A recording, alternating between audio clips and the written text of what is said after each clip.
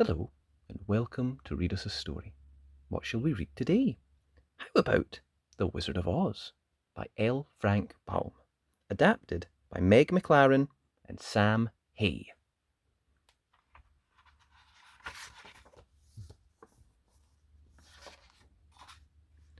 Once upon a windswept prairie lived a little Dot and her dog, Toto. They dreamed of exciting adventures. So, when a strange, swirly-whirly, hurly-burly wind came howling by one day, they just knew something extraordinary was about to happen. Little Dot's auntie didn't like the wild wind. She knew it meant big trouble. "Run inside!" she shouted. "There's a tornado coming!" But as Little Dot and Toto ran into the house, whoosh! The tornado whisked up the house and blew it far, far away. Up, up it flew, up into the sky, then down, down, bump, thump. The house had landed in a strange and beautiful land, where little people dressed in blue were cheering. "Hooray! You've squashed the bad witch!" Little Dot didn't know what they were talking about until... Oops! She spotted two sparkly silver boots poking out from under her house. A lady in a starry cloak stepped forward. "I am the good witch from the north," she said. "The bad witch you squashed has a sister, the even worse witch, and she'll be very cross with you. You'd better go home." But Little Dot didn't know the way home. "What will we do?" she said. "Follow the yellow brick road to the Emerald City and see the wonderful Wizard of Oz. He will help you get home," the good witch suggested. "And put the bad witch's silver boots on. They're magic and might be useful." "Thank you," Little Dot said. Then she took a deep breath. "Come on, Toto, let's find our way home." And they set off on their big adventure. They hadn't gone far along the yellow brick road, when they found a worried-looking lion. "I'm scared," he wailed. "I've just seen a talking scarecrow." Little Dot was about to explain that scarecrows couldn't talk when... "Oh, hi," the scarecrow said. Toto woofed. But Little Dot just giggled. "How can you talk?" Scarecrow didn't know. "Ah, shucks, you see, I haven't got a brain to think with," he said. Little Dot had an idea. "Let's ask the wonderful Wizard of Oz to give you a brain. He can do anything." "Oh, could he make me braver too?" Lion sniffled. "Of course," Little Dot said. So they all set off together, taking care to follow the yellow brick road, and all the while keeping watch for the even worse witch. Soon they came to a bridge.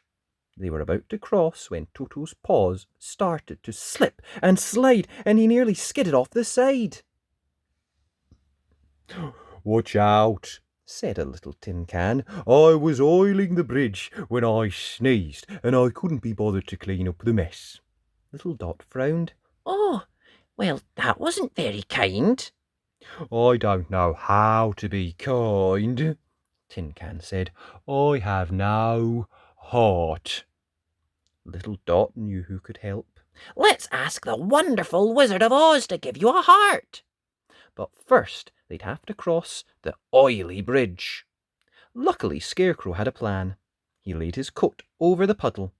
But when they reached the other side... Boo!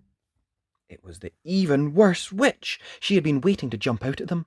Toto began to bark. Ruff, ruff, ruff, ruff, ruff, ruff, ruff.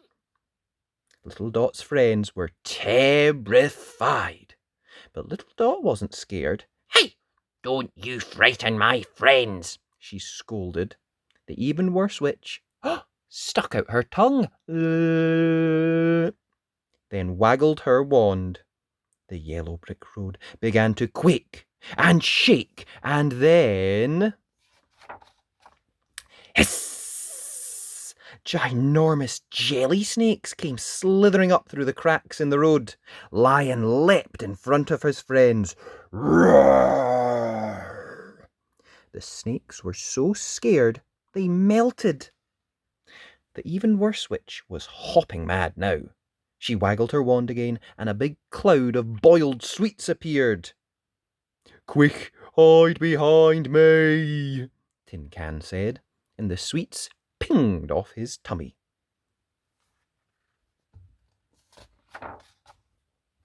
The even worse witch's face turned purple with rage. She raised her wand again. "Uh-oh," said Little Dot. But just then Toto pawed at Little Dot's backpack.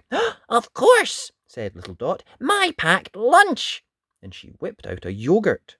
She shook it, and splat! She squirted it at the witch. "Ah!" shrieked the witch. "You've ruined my best frock!" She was so angry she popped. Gone. Forever. Hooray for little Toto and Dot! Little Dot hugged her friends tight. "Let's go find the wonderful Wizard of Oz." And they raced down the yellow brick road, all the way to the Wizard's Palace in the Emerald City. And waiting inside was a kindly old gentleman, the wonderful Wizard of Oz. Little Dot's friends were too shy to speak, but Little Dot wasn't. She told him everything. The wonderful Wizard of Oz listened carefully. Then he smiled and said, you don't need my help." And he reminded Scarecrow about his brainy idea to cross the oily bridge, and how brave Lion had been with the jelly snakes, and how Tin Can had so kindly shielded his friends from the sweets. So he already had a heart. Then he gave each of them a sticker for good work. The friends beamed with pride. "I'm so proud of you," Little Dot said, hugging her friends tight. But she still hadn't gotten the answer to her problem. "How will I get home?" she asked sadly. The wizard smiled. You had the answer all along." He pointed to her silver boots. "Knock your heels together 3 times and think of home." Little Dot picked up Toto and thought of her auntie. Knock, knock, knock. The boots began to shimmer and sparkle. And in the wink of an eye, Little Dot and Toto were home. And their house was back too. Little Dot's auntie swept them up in a huge hug. "We had the best adventure and made lots of new friends," said Little Dot as she snuggled in. "But I'm so glad to be home." And that was The Wizard of Oz. I hope you enjoyed that. If you did, be sure and like the video. And remember, you can always subscribe to the channel at Read Us a Story. Thanks. Bye!